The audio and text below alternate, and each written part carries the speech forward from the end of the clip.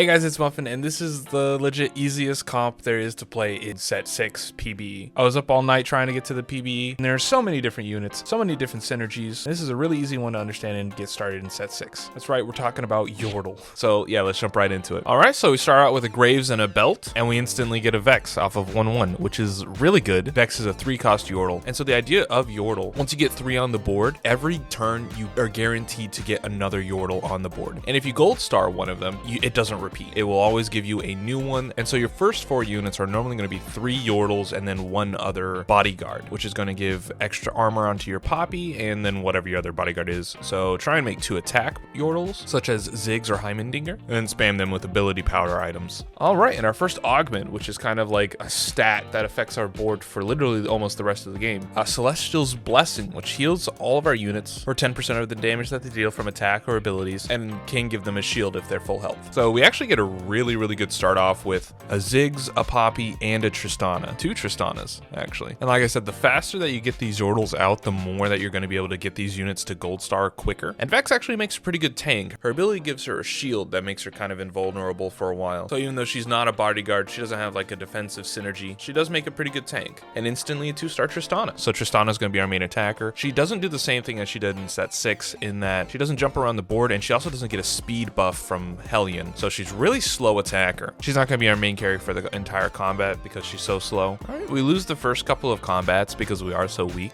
but that'll change when we get our second bodyguard out at level 4. Alright, Giant Spell on Poppy, give her a little bit more health. Alright, and we actually decided to put in Cosmog instead of using another bodyguard, just to give Tristana that double sniper, which increases their ability power and attack power 4 for every hex between them and their enemy. So just makes Tristana a little bit stronger, hoping to pump out some damage, and assassins instantly kill our Tristana.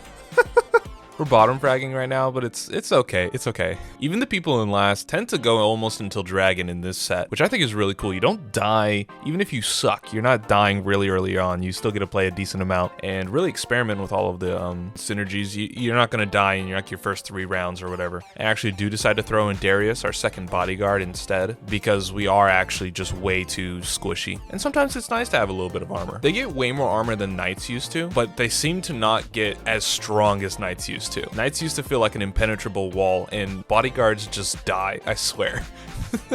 Bodyguards just get rolled instantly. Alright, I put a Jewel Gauntlet on Tristana, just so that her ability can crit a little bit more. I'm taking Vex out for a second, because she's not really doing much right now. She's not supposed to be our main tank yet. She's a 3-cost unit, she'll become more relevant later, but we're going to keep her on the bench so we don't have to go looking for her. Alright, sell pretty much everything that's not Yordle, and at level 5, we're able to throw in actually a 2-star Vex. And I sold my Tristana just so I could throw that Jewel Gauntlet on Ziggs, just hoping to spam his bombs and do a whole bunch of crit damage. And having 2 silver poppies on the board makes this guy's assassins not even matter anymore. All right, and for our second augment, we select Exiles, which makes it so that units that aren't next to other units when they start the game start off with a 40% maximum health as a shield for the first 8 seconds of the match, which, watching back, I realized I absolutely did not do, and it hurts my heart. I really wish I had. I totally missed that. I've been playing this for like 8 hours straight, and it was 3 a.m. I was so excited for this new set. My sleep-deprived brain did not even think that I was supposed to be having them not next to each other.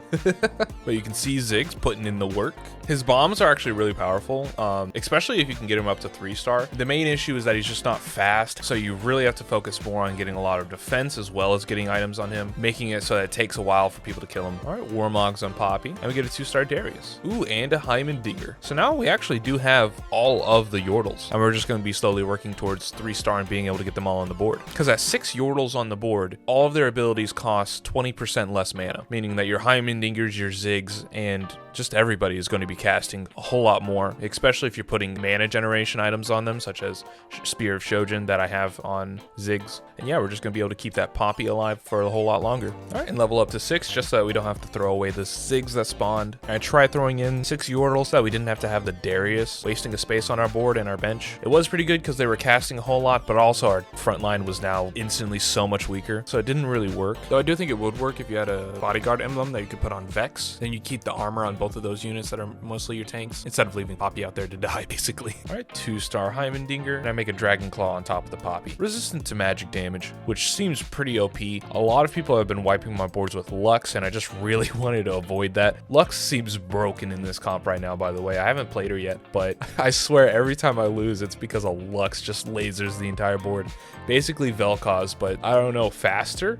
Maybe? I don't know. If you play Lux, let me know, like, what's the whole deal with that, because I hate it.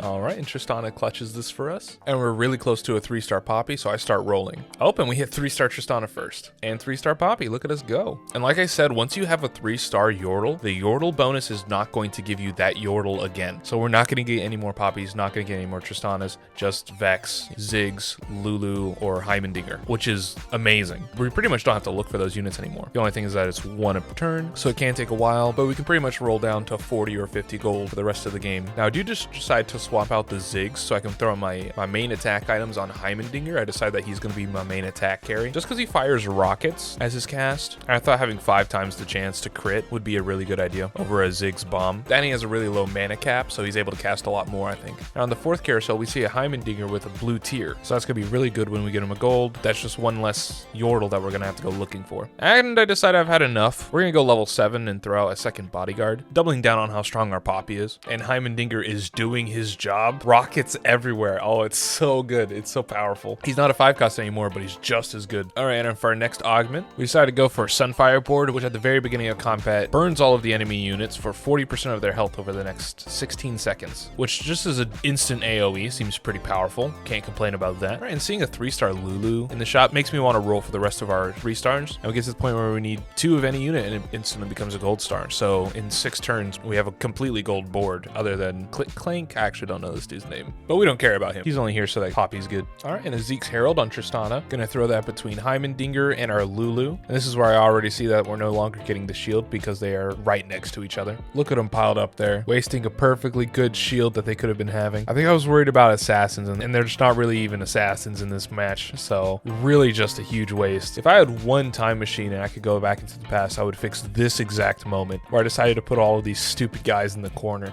All right, 2-star Blitzcrank. There's a 3-star Vex, and we're pretty much run away. 5th carousel, I go for a Titan's Resolve, partially because I like the new art, and partially because it'll add a little bit more armor to our Poppy. We also did get all of our gold units. And I know what you're thinking. Muffin, if we just got all of the gold Yordles, and it doesn't spawn Yordles that we have, does that mean now Yordle bonus is pointless? And that's what I thought too, for a split second. But no, my friend. It spawns this dude, who you literally cannot get in the entire game unless you have entirely gold Yordles. And he's really good, calling down 20 furry horns, just on random enemies that do 250 magic damage each, which is insane. That is so good. Basically now we're just going to econ until we're able to level up to 8 and put him on the board, because that's so good. Which makes me think maybe I actually should have replaced him with Heimendinger, because those items would be really good on him and he might be able to do way more damage. And yeah, Veigar is literally only summonable when all other Yordles are 3 stars. Making him the rarest unit in the game. All right, and Dragon gives us a Frozen Heart. I decided to throw it on Vex, our other tanky girl. And look at it rain down. It's abysmal. It's so much. Literally such a strong unit. Heimendinger pulling in clutch as always. And we actually get a 2-star Veigar. How do you...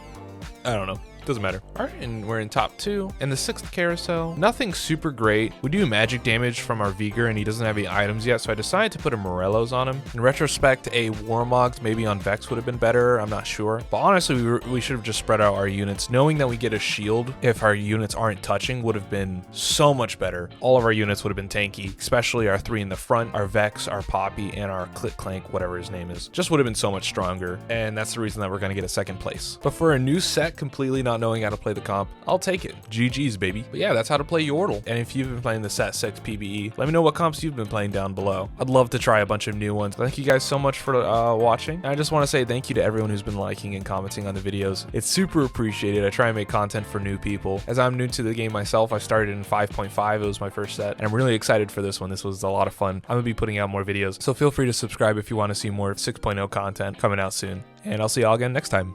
Peace.